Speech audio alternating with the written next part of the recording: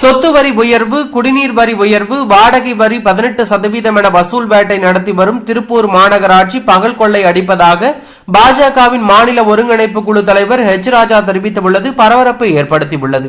இவரின் அந்த செய்திக்குறிப்பில், திமுக இந்த முறை ஆட்சிக்கு வந்தவுடன் தொழில் நகரமான திருப்பூரில் திடீரென நூல் விலையை உயர்த்தி ஆயத்த ஆடை உற்பத்தியாளர்கள் மற்றும் ஏற்றுமதியாளர்களின் தலையில் இடியை இறக்கி தொழிலை முடக்கி திருப்பூரின் பனியன் ஆர்டர்கள் சீனாவை நோக்கியும் பங்களாதேஷை நோக்கியும் மடை மாற்றி செல்ல வழிவகை செய்தது திராவிட மாடல் அரசு.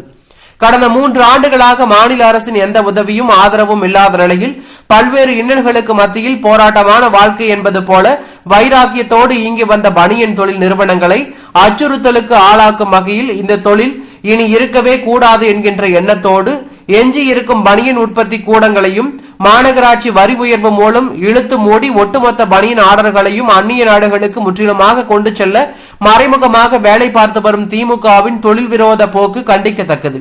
மேலும் தொழில் நிறுவனமான திருப்பூரில் குடிநீர் வரி, சொத்து வரி, வாடகைக்கு வரி என வரி கொடுமையை சுமத்தி வாழ்விடங்களை விட்டு மக்கள் ஒட்டுமொத்தமாக வெளியேற்ற செய்யும் சதியோ என சிந்திக்க தூண்டுகிறது.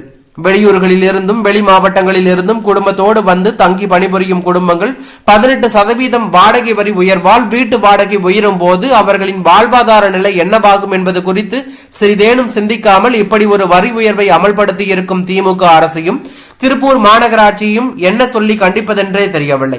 வழக்கமான தொழில்துறையை முடக்கும் வேலையை, அளிக்கும் வேலையை கம்யூனிஸ்ட் கட்சிகள் தான் செய்வார்கள். அதை தற்போது திமுக செய்து வருகிறது. கம்யூனிஸ்ட் மற்றும் திராவிட இயக்கங்களின் தலைவர்கள் வேண்டுமானால் வேறு வேறாக இருக்கலாம், ஆனால் அவ்விரு இயக்கங்களின் அடிப்படை குணம் ஒன்றுதான்.